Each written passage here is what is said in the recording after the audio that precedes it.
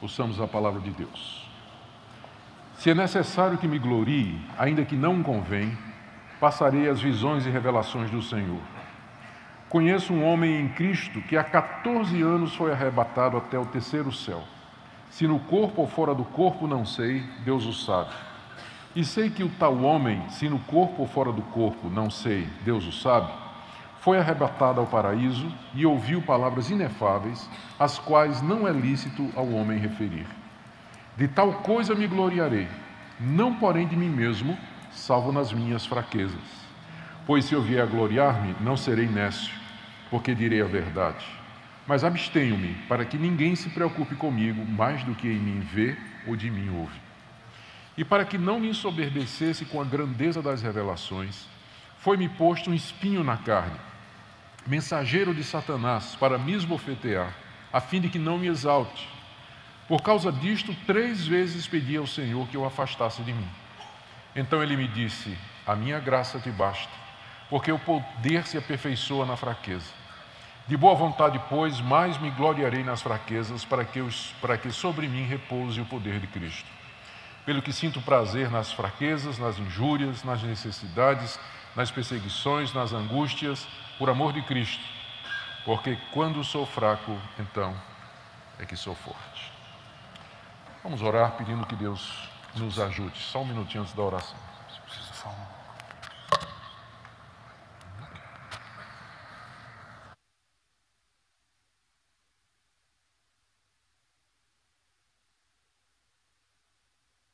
Tá bom. Vamos orar.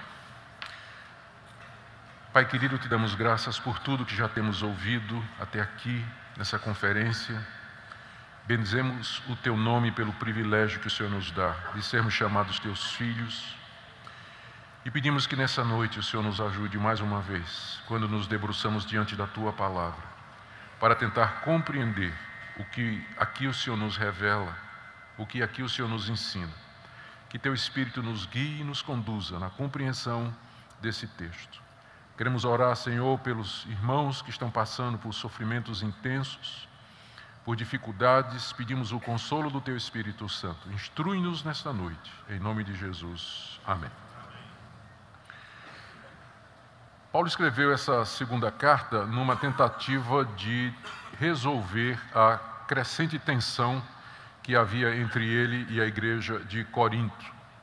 Parte dessa tensão era causada pelo fato de que os coríntios estavam dando guarida ou estavam acolhendo alguns pregadores que tinham chegado provavelmente da região da Judéia, se dizendo apóstolos de Jesus Cristo, e tentavam ganhar autoridade na igreja, e nesse processo estavam diminuindo a pessoa de Paulo, estavam questionando a autoridade de Paulo. Então, pelo que nós lemos aqui na carta, essas pessoas se apresentavam como sendo verdadeiros israelitas, enquanto que Paulo era um judeu da dispersão. Eles apresentavam relatos de sinais e prodígios que tinham realizado, diziam que tinham tido visões e revelações da parte de Deus, traziam cartas de recomendação das autoridades lá em Jerusalém, e o alvo deles era dar credibilidade ao ensino deles, que Paulo diz nessa carta que era um ensino falso, era um outro evangelho, e tirar a liderança e a influência de Paulo na igreja de Corinto, para que então eles pudessem assumir essa liderança e exercer o poder e autoridade ali naquela igreja. O apóstolo Paulo, a princípio, responde à argumentação desses homens nos mesmos termos deles. Depois ele vai dizer que está faltando àqueles apóstolos, entre aspas, as credenciais de um verdadeiro apóstolo, que são os sofrimentos. E ele dá pelo menos 2 vezes na carta, uma lista dos sofrimentos que ele passou por amor a Jesus, e que nenhum daqueles homens havia passado. Então faltava a eles aquilo que de fato, finalmente, haveria de autenticá-los como ministros de Jesus. Mas nessa primeira parte da resposta de Paulo, o que ele faz é responder às acusações ou às insinuações desses falsos apóstolos em pé de igualdade. São hebreus? Eu também sou. Sou da tribo de Benjamim, fui criado aos pés de Gamaliel, judeu de judeus, sou fariseu, fui criado segundo a seita mais severa da nossa tradição.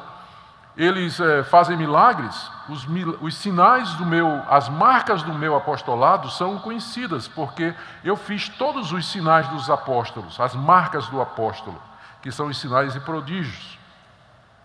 São ministros de Cristo? Eu também, muito mais em sofrimento, em serviço, em perseguições. E aqui ele chega na questão das revelações. Eles têm revelações? Então, eu tenho também. E eu estou constrangido pelas circunstâncias a falar o que eu vou falar agora, diz o apóstolo Paulo. Mas eu passei por uma experiência há 14 anos tão extraordinária que eu nem posso dar os detalhes para vocês. Mas eu prefiro não falar disso, porque vocês podem ficar pensando de mim mais do que vocês estão vendo em mim. Mas, Paulo continua, o que aconteceu foi que essas revelações foram tão grandes e tão sublimes, que para que eu não ficasse exaltado, para que eu não me considerasse mais do que eu sou, me foi colocado um espinho na carne, para me humilhar. E era tão intensa, foi tão intensa essa dor e o sofrimento que esse espinho me causou, que 3 vezes eu pedi a Deus para removê-lo, e Deus não me atendeu. O que ele me disse foi que o poder dele se aperfeiçoa na fraqueza. Então, eu agora me glorio, não nessas revelações, nestas visões, mas eu me glorio nas minhas fraquezas, porque quando eu sou fraco, então é que eu de fato sou forte. Então, essa é a argumentação de Paulo no texto que nós acabamos de ler. É isso que ele está fazendo aqui. Então, o texto se desenvolve seguindo estas partes. Primeiro, de 1 até 6, Paulo faz uma narrativa dessa visão, desta revelação extraordinária que ele recebeu da parte de Deus. Em seguida, no verso 7, ele menciona o espinho na carne, aquele espinho que foi colocado com o objetivo de mantê-lo humilde. No verso 8, ele menciona qual foi a sua primeira reação quando sentiu a fisgada do espinho.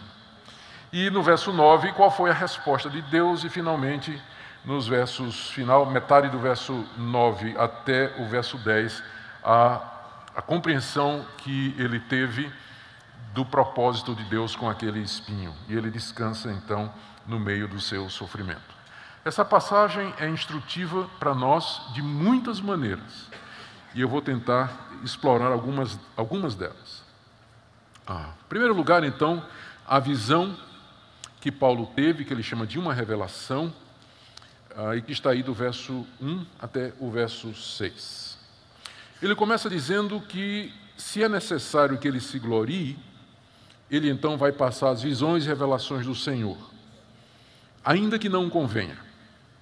Por que ele diz que não convém ficar se gloriando ou mencionando estas visões e revelações?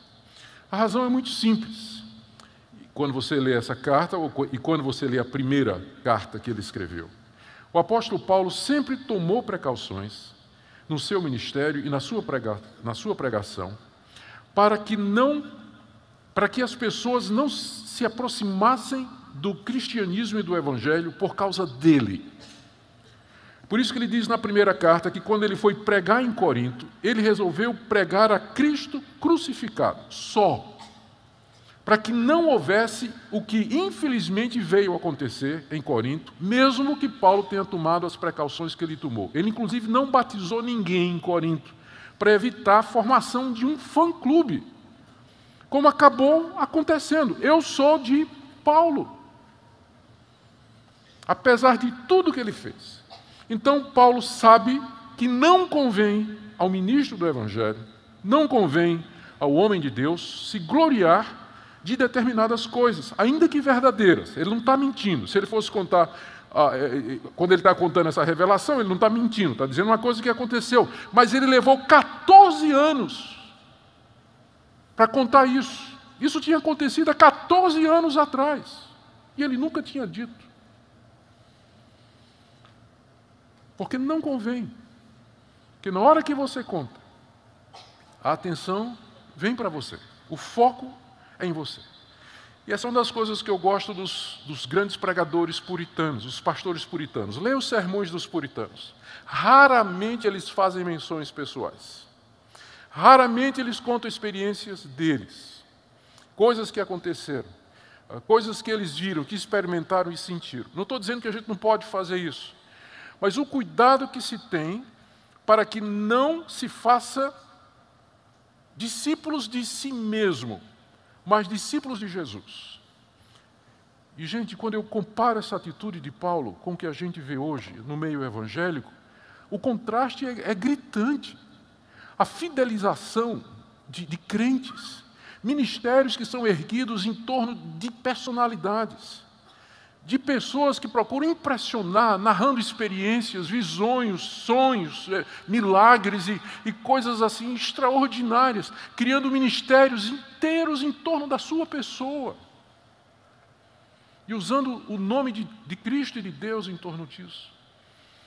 E essa crítica que eu estou fazendo, ela pode se aplicar a nós também no ministério, como pastores, como pregadores do Evangelho, como líderes nas nossas igrejas. Por isso Paulo diz, eu vou me gloriar, mas eu sei que isso não convém. Estou fazendo isso como que relutante por causa das circunstâncias.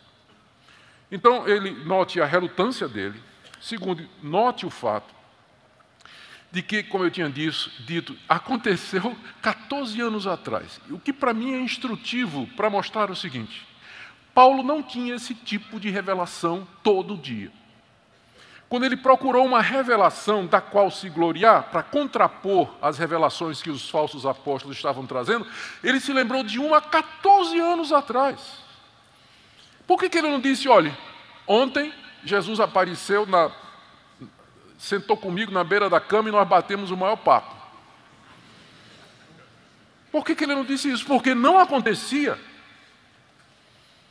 Ele teve que buscar lá no passado dele uma experiência dessa. Às vezes as pessoas têm a impressão de que os homens de Deus, como Paulo, Pedro, ou mesmo no Antigo Testamento, Moisés, Abraão, diariamente eles tinham alguma revelação ou manifestação extraordinária. Eles viviam no sobrenatural. Tem gente que até canta isso, quero viver no sobrenatural. A ideia é que todo dia Deus vai estar mostrando alguma coisa, você vai ter uma revelação, você vai ter uma visão. Mas não era o que acontecia, como é evidente aqui. Paulo teve que ir atrás, 14 anos, para lembrar uma experiência dessa, que ele pode apresentar para contrapor a argumentação daqueles falsos apóstolos. E note que quando ele fala dessa experiência, ele diz assim, eu conheço um homem. Ele está falando dele mesmo, mas ele está tão relutante de falar que ele modestamente diz, eu conheço um homem que foi arrebatado ao paraíso há 14 anos atrás. É claro que ele está falando dele mesmo. Mas ele fala quase que de uma forma... Ele está usando de todos os recursos que ele pode para evitar chamar a atenção para si, colocar o holofote em cima dele. E ele não sabe nem direito o que é que aconteceu. Ele não sabe se foi até o terceiro céu, que ele está aqui falando como judeu, na cosmologia judaica, o terceiro céu, o céu, aqui não é o espaço, né? ou era o espaço, ele tinha 3 níveis, e no último nível, que era o terceiro, é onde estava a presença de Deus. Onde Deus se assentava no trono do universo e de lá controlava todas as coisas. Era a própria presença de Deus. Esse homem, que é o próprio Paulo, ele foi levado até a própria presença de Deus. Lá é o que ele chama de paraíso. É a mesma coisa. Terceiro céu, o paraíso, é a mesma coisa. É o mais alto que você poderia subir. Não tem mais nada dali para cima. É o máximo que você podia ir em termos de revelação. Esteve na própria presença de Deus e ouviu coisas que Paulo diz assim, eu prefiro não contar para vocês. Ao contrário de muita gente que vai pelas igrejas dando testemunho de detalhes e detalhes e de coisas que eles supostamente viram da parte de Deus. Paulo não quer nem dizer o que é que ele encontrou lá no terceiro céu. Compare a atitude de um verdadeiro apóstolo com a atitude de outros que se dizem apóstolos hoje. Você já vê a diferença começar por aqui. Ele nem sabe se isso aconteceu no corpo ou fora do corpo. Em outras palavras, não sabe se foi um arrebatamento, à la Enoque, como é que ele foi levado, ou se foi simplesmente uma visão em que ele foi transportado em espírito, tipo aquela de João lá na ilha de Patmos, no capítulo 1 do livro de Apocalipse. O ponto é que Paulo, com muita relutância, ele descreve essa experiência extraordinária em que ele, ou com o corpo ou fora do corpo, foi levado à própria presença de Deus. E lá Deus falou com ele. E ele ouviu coisas que ele diz são indizíveis. Não convém falar destas coisas aqui. E ele diz, dessas coisas eu me glorio, mas eu faço isso com muita relutância. Verso 5, de tal coisa me gloriarei. Verso 6, se eu vier a gloriar-me, não serei nécio, porque direi a verdade. Mas eu me abstenho, para que ninguém se preocupe comigo, mais do que em mim vê ou de mim ouve. Essa é a preocupação dele. Eu não quero que vocês me coloquem numa posição a qual eu realmente não pertenço. Eu não quero que vocês me idolatrem. Eu não quero que vocês façam um fã-clube em torno do meu nome. Não quero tietagem, porque se eu começar a contar essas coisas, é isso que vai acontecer, porque essa é a natureza humana. Nós facilmente somos atraídos a pessoas que nós julgamos especiais e que apresentam evidências disso, tipo contando experiências sobrenaturais. Bom, o que aconteceu? Ele narra então, se é para contar experiência, eu vou contar essa. E ele diz que quando ele voltou lá do céu, ele foi lá no céu, estava entre os anjos de Deus. Quando ele desceu, tinha um anjo do diabo esperando ele. Né? O mensageiro de Satanás, a palavra mensageiro é a palavra angelos no grego. É literalmente um anjo de Satanás. Ele foi levado lá à presença de Deus, onde estão os anjos, e quando ele desce, tem os anjos do diabo esperando ele aqui. E ele então diz que Deus lhe colocou, ou que lhe foi colocado, ele não diz diretamente que foi Deus, mas ele diz que foi posto, aqui é obviamente um passivo divino, que é aquele modo, o uso dos verbos gregos na voz passiva, sem dizer quem é o agente da passiva, mas está implícito que foi Deus. Né? Me foi posto, ele não diz que foi Deus, mas é evidente que aqui é um passivo divino. E ele diz algumas coisas a respeito desse espinho na carne. Nós não sabemos muita coisa sobre a que ele se refere, porque o problema todo é como interpretar a palavra carne aqui. Se nós interpretarmos no seu sentido literal, como sendo o tecido que recobre o nosso corpo, então Paulo provavelmente está se referindo a uma aflição física, tipo uma doença, uma deficiência, ou alguma coisa que produzisse dor física. Mas o problema é que a palavra carne, sarx, no grego, ela é usada não somente para corpo físico, mas ela é usada para se referir à personalidade humana, à existência humana, sem necessariamente a existência física. Então, pode ser uma aflição de natureza espiritual. Certamente não é um pecado de Paulo.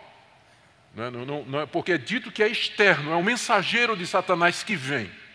Então não é que Paulo sofria com uma tentação de riqueza, por exemplo. Alguns acham que pode ter sido. Mas o que quer que tenha sido, não era alguma falha de caráter na vida do apóstolo Paulo. Mas era um sofrimento externo que era causado a ele, vinha de fora e que era causado para ele. O que a gente sabe é o seguinte: primeiro, que era uma coisa extremamente dolorosa. A palavra que é usada aqui para espinho, é uma palavra grega, skalops, que significa também estaca. Ela é usada em alguma literatura da época de Paulo para se referir àquelas estacas ou pedaços de madeira afiados que eram introduzidos nos corpos de condenados para produzir uma morte lenta e agonizante. Era o empalamento. E o instrumento do empalamento eram essas estacas de madeira pontiagudas. E às vezes na literatura elas são referidas exatamente com essa mesma palavra que Paulo está usando aqui. Talvez é mais do que um espinho, porque um espinho causa incômodo, não é? Mas o que Paulo está falando aqui é de algo doloroso. Ninguém ora 3 vezes a Deus para tirar uma felpa, né? Uma lasca de madeira que entrou embaixo da unha.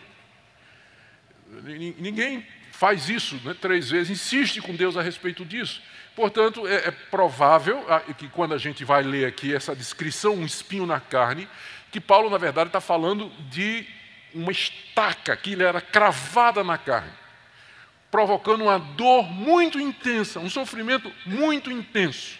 Carne aqui, quer seja no sentido físico ou no sentido da sua existência. Era um sofrimento penetrante, agudo, era algo extremamente doloroso que fazia com que Paulo vivesse debaixo de dor.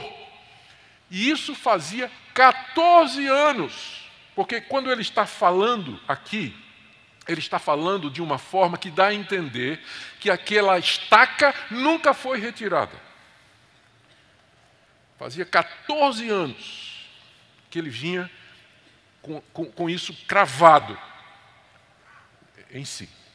Então, essa é a primeira coisa que a gente sabe, que o que quer que tenha sido era algo extremamente doloroso. A segunda coisa que a gente pode perceber aqui é que era também algo humilhante, que humilhava o apóstolo Paulo, porque ele diz que esse mensageiro de Satanás, já vou falar sobre isso, ele foi mandado para o esbofetear. O bofete que é mencionado aqui não é o murro, né, que você dá direto na cara da pessoa, mas que alguns dão, né, direto na cara da pessoa. Mas é aquele tapa que você dá com as costas da mão. É um tapa de desprezo. Quando se quer humilhar alguém ou desprezar alguém, você bate no rosto com as costas da mão. Então, é esse tipo de bofete que Paulo está se referindo aqui, quando ele diz, esse mensageiro de Satanás que me foi dado para me esbofetear. Não é que era um anjo pugilista, não é? Mas era um anjo que vinha desprezar o apóstolo Paulo, humilhá-lo. Era assim que ele se sentia com aquele espinho na carne. Algo extremamente doloroso, algo humilhante que acontecia com ele, que o deixava quebrado, por assim dizer. A terceira coisa que a gente pode perceber aqui desse espinho é que Satanás fazia parte desse sofrimento. De alguma maneira, Satanás estava envolvido nisso.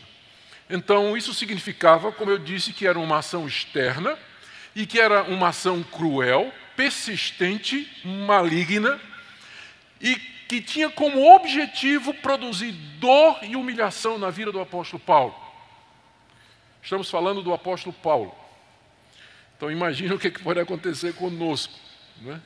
Imagina o que pode acontecer conosco.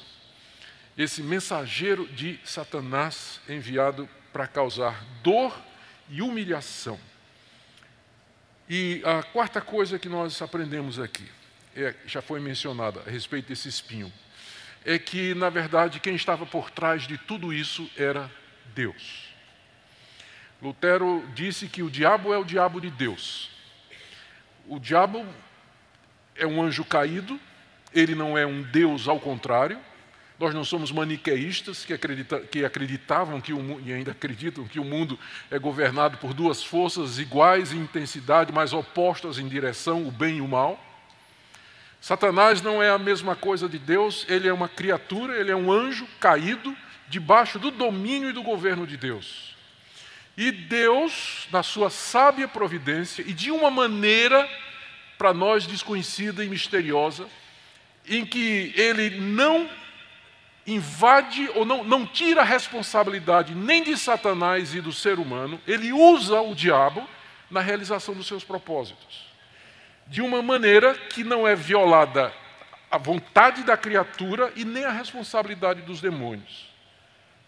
Mas é claro, dessa passagem e do livro de Jó, cuja exposição vocês ouviram há pouco, que de fato ele vai fazer o que Deus determina. Apesar de sua fúria, da sua ira, da sua rebelião, mas ainda assim ele está debaixo do Altíssimo, que o controla e que o usa e que lhe põe limites e que finalmente fará com que ele responda pelos seus atos, como está escrito de que ele é mentiroso, pai da mentira, e ele é também assassino desde o início. Mas por trás de tudo isso estava a mão de Deus. A mão de Deus por trás desse espinho na vida do apóstolo Paulo. A quinta coisa que nós aprendemos desse espinho é que o propósito dele, está aí no verso 7, era que Paulo não se exaltasse. Não se exaltasse. O que poderia facilmente acontecer, dada a grandeza da revelação que ele recebeu. Ele poderia pensar que ele era mais do que realmente ele era, porque teve esse privilégio de ser levado à presença do próprio Deus ainda vivo aqui e ter ouvido coisas que não foram referidas a mais ninguém. Então, com facilidade, Paulo poderia se exaltar. Ele poderia se envaidecer, encher-se de orgulho, de prepotência, e aí se tornaria não usável por Deus. Deus não poderia usá-lo. Deus poderia usar um apóstolo sofrendo e humilhado, mas não pode usar um apóstolo arrogante, que pensa de si mais do que convém. Por isso, se Deus tiver que escolher entre manter você humilde através da dor e do sofrimento, ou ver você alegre e feliz, porém orgulhoso, adivinha o que ele vai escolher?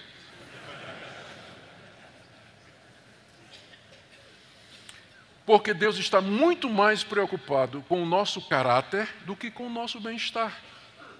Ele está muito mais preocupado em formar em você as virtudes do Senhor Jesus, a pessoa do Senhor Jesus em você, do que fazer você rico, feliz, seguro, tranquilo e gozando de tudo que é de bom aqui nesse mundo. E, infelizmente, você nem sempre pode ter as duas coisas. Todas as virtudes cristãs e tudo de bom que o mundo tem para oferecer. Geralmente vai ter que sacrificar um para poder ter o outro. E Deus é craque em escolher exatamente aquelas coisas que nos são caras e preciosas no mundo, para tirá-las, para produzir aquela virtude que de outra maneira não seria produzida. É esse o propósito do espinho na carne. Eu acho que a razão pela qual esse espinho não é definido aqui é para que nós possamos ler a nossa própria história aqui. Não é isso? Porque se tivesse claro o que era o espinho na carne, uma doença, por exemplo, quem estivesse são não teria qualquer conexão com essa passagem. Mas exatamente porque está indefinido, o uso se torna amplo e geral. Eu posso ler aqui a minha história. E o espinho na carne tem sido, na vida de tantos, a solidão. Por que eu não tenho amigos? Por que eu não consegui casar? Por que eu tenho essa doença que me acompanha? Por que Deus me deu esse filho tão difícil, tão problemático, ou um filho com uma doença incurável? Porque eu vivo nessa situação. Então são tantas coisas que nós poderíamos citar nessa noite, que elas têm esse mesmo efeito, ou deveriam ter esse mesmo efeito. Evitar que nós nos exaltemos. E a gente se exalta com muito menos do que essa de ir ao terceiro céu. A gente não precisa ir ao terceiro céu para pensar de nós mesmos mais do que convém. Basta uma bençãozinha maior no domingo à noite, naquele sermão. Na segunda-feira a gente já se acha o melhor pregador do Brasil. Ou do mundo. Não precisa muito. Não precisa muito. Qual foi então a reação de Paulo quando ele sentiu a fisgada da estaca, quando a dor começou? A reação de Paulo foi a reação natural que eu e você temos e todos têm diante da dor e do sofrimento quando ele chega. Está aí no verso 8, por causa disso, 3 vezes pedi ao Senhor que o afastasse de mim. Não é errado você pedir a Deus para poupar você do sofrimento e da humilhação, especialmente se ela é intensa ou se dura muito tempo. Então, não é errado. Na verdade, a Bíblia nos encoraja a irmos a Deus e levar a Ele a nossa aflição, a nossa dor, a nossa angústia e a nossa necessidade. O problema é a falsa teologia ou falso evangelho que diz que a vontade de Deus sempre é tirar você do sofrimento. Que a vontade de Deus sempre é fazer você se sentir bem. Que Deus existe para atender às suas necessidades. Que Deus existe para fazer você viver feliz. Esse é o problema. Então, não é errado orar como Paulo. Porque o próprio Senhor Jesus orou no Getsêmani de forma semelhante, diante da perspectiva da cruz. E essa é uma coisa que nós aprendemos. A segunda coisa que a gente aprende aqui, a respeito de oração, é que nem sempre Deus responde da primeira vez. Estou falando repetindo um pouquinho do que eu disse na primeira mensagem a respeito do silêncio de Deus. Imagina a cena, a estaca entrou, Paulo sentiu, curvou-se diante de Deus e clama: ó Deus, essa dor é insuportável, eu estou sendo humilhado aqui, Senhor. Senhor, afasta de mim, tira de mim esse cálice, se ele fosse usar a mesma linguagem do seu Salvador. Afasta de mim esse sofrimento, ó Deus. Deus. Nada. Silêncio total. Resposta nenhuma. Nada. Que diferença, né? De ter estado lá na própria presença de Deus. Lá ele ouviu coisas que ele não podia dizer. Ele não pediu por isso. E agora, quando ele pede, ele não ouve nada.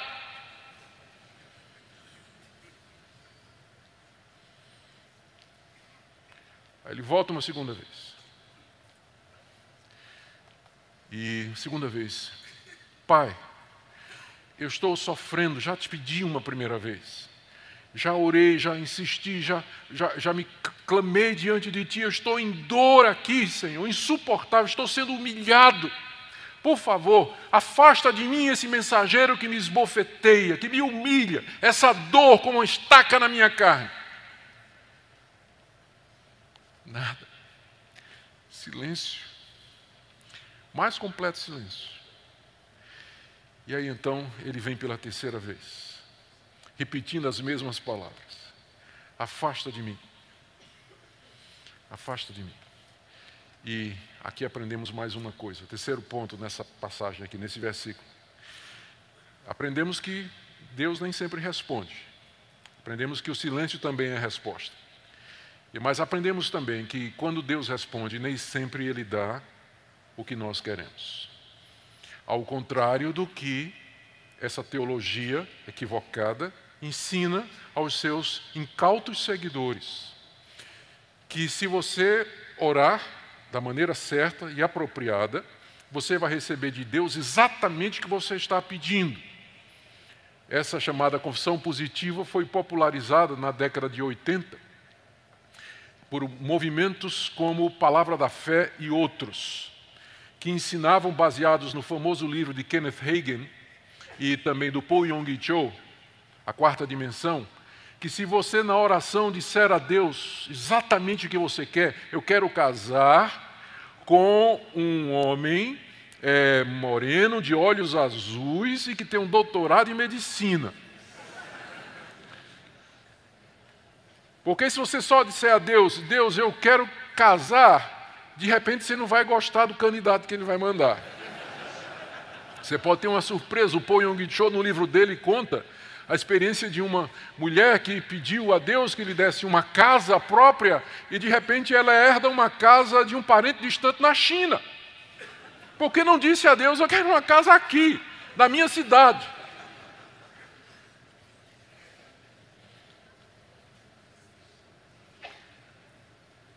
Mas aqui você tem o grande apóstolo Paulo, insistindo com Deus num pedido, pedindo uma coisa específica a Deus, e Deus simplesmente diz, não, não vou dar, não dou. Eu sempre tenho refletido numa frase que eu ouvi, eu não me recordo mais de quem eu ouvi, depois eu acabei incorporando ao meu pensamento também.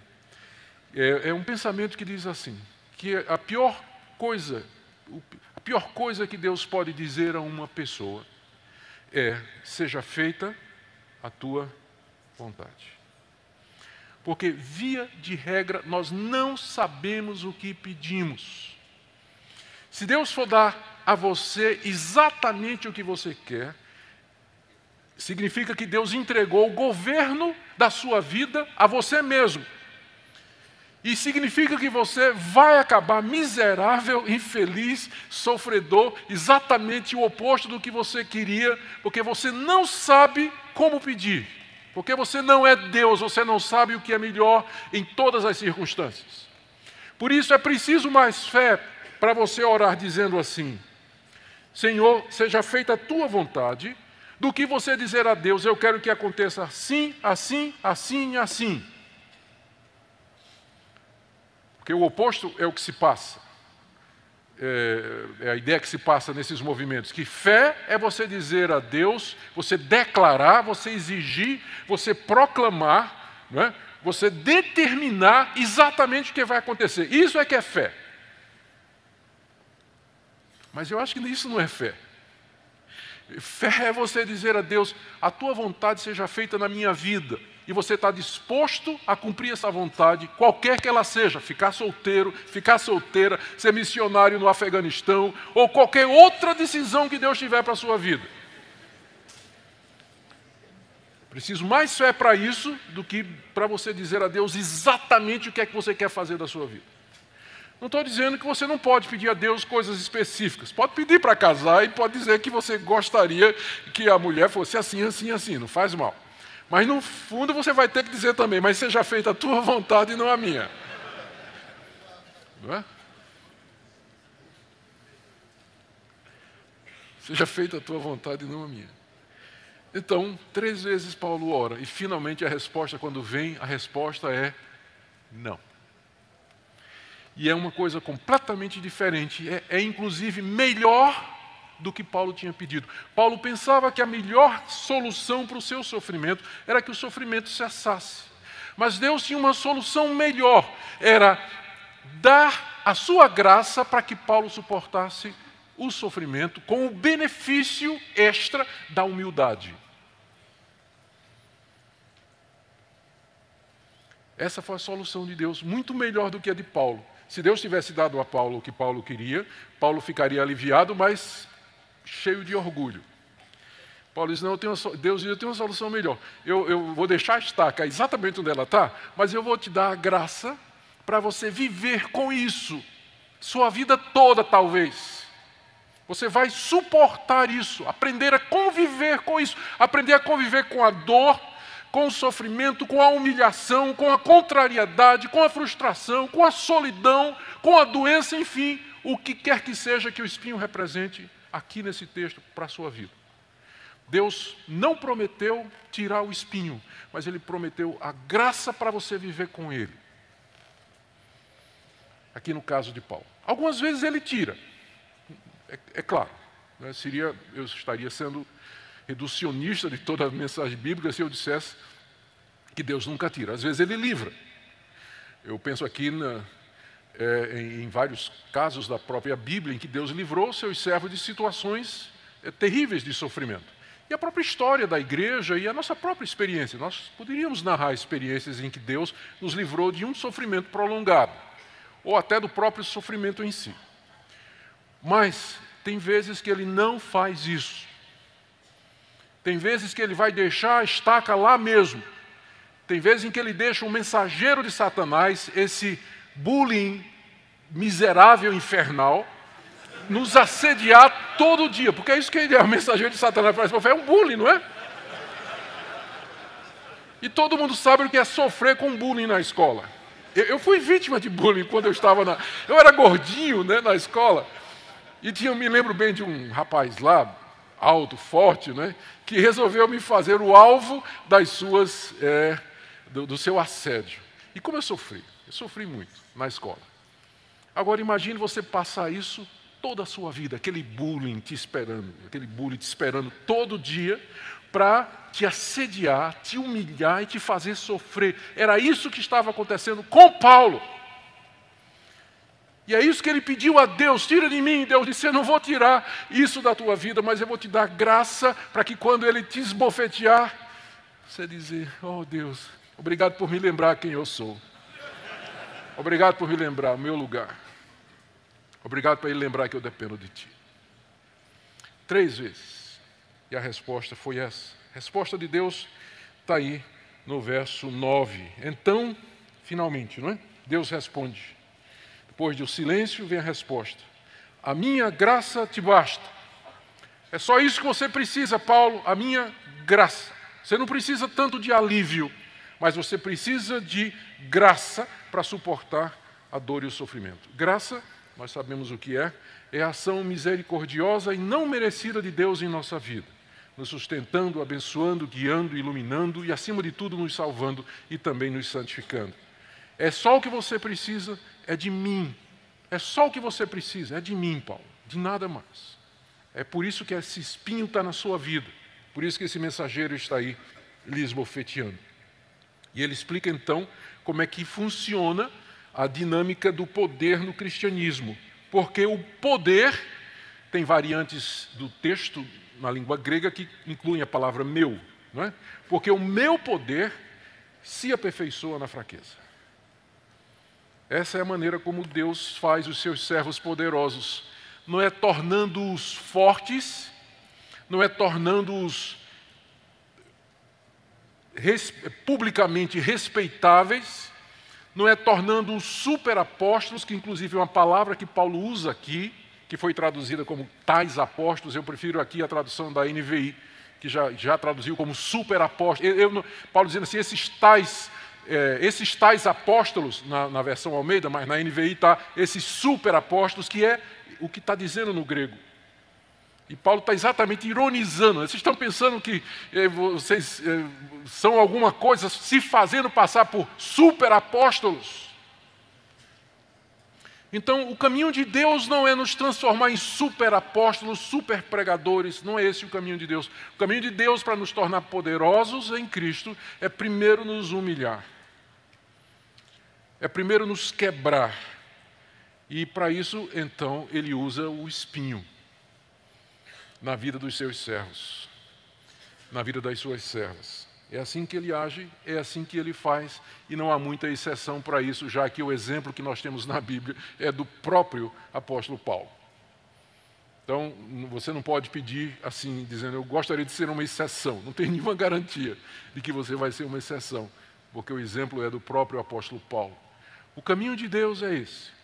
Eu gosto de uma ilustração que é muito conhecida, vocês com certeza já ouviram, como tem muitos pastores com certeza já usaram também, mas eu acho que cabe aqui, que é aquela história, não sei se verdadeira ou não, eu passo para vocês do jeito que eu ouvi, de que teve um retiro de pastores, num determinado local, num recanto próprio para isso, e os pastores estavam lá para confraternização, para descanso, para estudo, comunhão, e na hora do lazer, havia um lago lá na propriedade que podia nadar nele, com um aviso de que tivesse cuidado porque era fundo. E um pastor lá se aventurou a nadar até o meio do lago e de repente teve cãibra lá no meio do lago. E ele começou a afundar. E começou a se debater e gritar, pedindo socorro. E os outros pastores se juntaram lá à margem do lago e ficaram olhando, não é? Era longe. E ninguém sabia o que fazer, que se lembrar do pastor João, que era campeão de natação antes de se converter. Né? E estava aqui, não é que tem nada contra nadar, pode ser crente e nadador, né? Mas na história era assim. Ele tinha sido campeão de natação. E estava em forma, e o pessoal olhou para ele, João, vai lá, o cara está morrendo. E o pastor João olhou e cruzou os braços, ficou olhando lá, o outro lá, batendo, socorro, e descendo, subindo. E o pessoal nervoso, vai, e o João não ia. Finalmente, quando o pastor lá deu o último grito e desceu mesmo, né, que dava para ver as bolhas subindo assim na superfície, o João pulou, deu 3 braçadas, chegou lá, pegou o cidadão e nadou tranquilamente até a margem. E foi cercado pela turba furiosa de pastores, dizendo assim: por que você, podendo tê-lo salvado antes, permitiu que ele sofresse tanto antes de salvá-lo? E a resposta vocês sabem. Se eu tivesse ido enquanto ele tivesse forças, ele ia se agarrar comigo e nós dois haveríamos de morrer afogados. Eu só podia ajudá-lo depois que ele desistiu dele mesmo. É essa lógica que está aqui. O meu poder se aperfeiçoa na fraqueza, mas para que você saiba que você é fraco, para que você sinta que você é fraco, Deus tem que lhe lembrar disso, e às vezes o caminho dele é o sofrimento. Para lembrar você que você é fraco. E é quando então nós podemos ser de fato usados por Deus. Está aqui a reação de Paulo, metade do verso 9 ao fim. De boa vontade, pois, mas me gloriarei nas fraquezas, para que sobre mim repouse o poder de Cristo. O que são estas fraquezas? São estas circunstâncias similares a ter um espinho na carne, um mensageiro de Satanás, que nos fazem sentir a nossa dependência de Deus, as nossas limitações, a nossa mortalidade, sentir que nós somos pó, que nós não somos melhores do que os outros, que se temos alguma coisa é só pela graça de Deus. É isso que é viver em fraqueza. É isso que para o mundo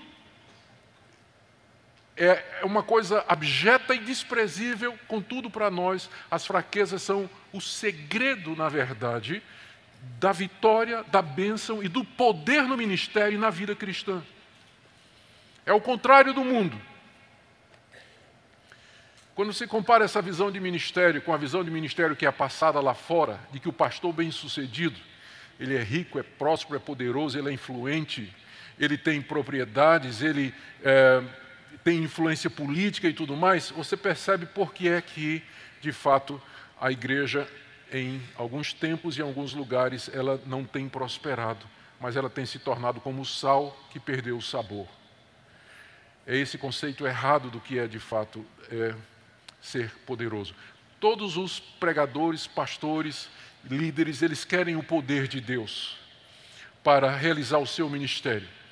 E, às vezes, pensam que a aquisição desse poder está relacionada com o seguir determinadas regras ou determinados rituais. Há livros e mais livros que vão dizer a você 7 passos para o poder espiritual, 42 regras para a plenitude do Espírito. Não acredite, só tem um caminho para isso, que é Deus lhe quebrar para você saber que você não é nada. E só quando você estiver nessa situação, então Ele vai poder usar você, porque então você vai dar a glória a Deus. Porque então você vai dar a glória a Deus. Porque senão você vai assumir a glória para si. Mas é quando você está naquela condição de que o que quer que lhe aconteça de bênção, você sabe de coração que não é por sua conta, não é pelo que você é, pelo que você representa, pelos seus talentos, pela sua formação, pela sua erudição, pela sua capacidade, não é por conta disso. Quando você tiver chegado a essa conclusão, Deus então está pronto para lhe abençoar. Porque Ele sabe que então você vai dar a Ele toda a glória. Antes disso, Ele não vai dividir a glória dele com ninguém, muito menos com você. Né? Muito menos com você. Então, Ele tem que fazer isso. E ele termina então, queridos, com essa observação no verso 10. Pelo que sinto prazer, ainda no verso 9, para que sobre mim repouse o poder de Cristo, ou seja, o poder de Cristo vem através da cruz, porque não há outro caminho, não há outro meio. Pelo que, verso 10, sinto prazer nas fraquezas, nas injúrias, nas necessidades, nas perseguições, nas angústias por amor de Cristo. Porque quando sou fraco, então é que eu sou forte. Meu irmão, minha irmã, meu alvo com essa mensagem nessa noite é levar você a refletir sobre isso e pensar sobre isso num contexto da pregação de um falso evangelho no nosso país, onde as pessoas são levadas a imaginar um cristianismo completamente diferente desse que nos é apresentado aqui na Escritura. Eu não estou dizendo que Deus não pode nos abençoar, nos fazer prósperos, curar as nossas doenças, nos dar tranquilidade e uma vida de paz, abençoada com nossa família, sem muitos transtornos durante a maior parte da nossa vida. Não estou dizendo que Deus não pode fazer isso. O que eu estou dizendo é que isso nunca foi uma garantia. Isso nunca foi uma promessa de Deus para todo mundo o tempo todo. De repente você pode descer lá do terceiro céu e lá embaixo, no dia seguinte, amanhã, tem um mensageiro de Satanás lhe esperando, que vai lhe cravar uma estaca na carne. E você vai clamar e você vai gritar e Deus não vai lhe responder. E quando Ele responder, Ele não vai lhe responder do jeito que você queria. Ele vai lhe dar uma outra solução e uma outra resposta. Isso aconteceu com Paulo e tem acontecido com os santos, homens de Deus através da história, homens e mulheres, na história antiga, na história contemporânea, aqui mesmo nesse lugar, hoje à noite, tem pessoas que sabem do que é que eu estou falando.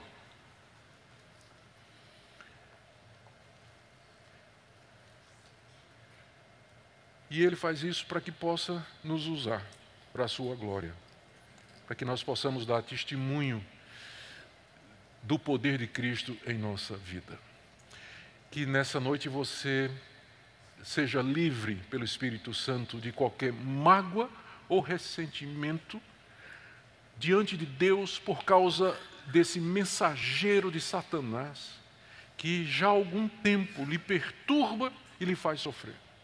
Que você entenda nessa noite que o propósito de Deus, porque é Ele que está por detrás disso, é Ele que está por detrás, que o alvo dele com o sofrimento e a dor é fazer você semelhante a Cristo, é tornar você capaz de ser útil nas mãos dele, é fazer você se esquecer de você mesmo no meio do sofrimento e pensar na glória de Deus e como você pode usar o sofrimento para abençoar outras pessoas.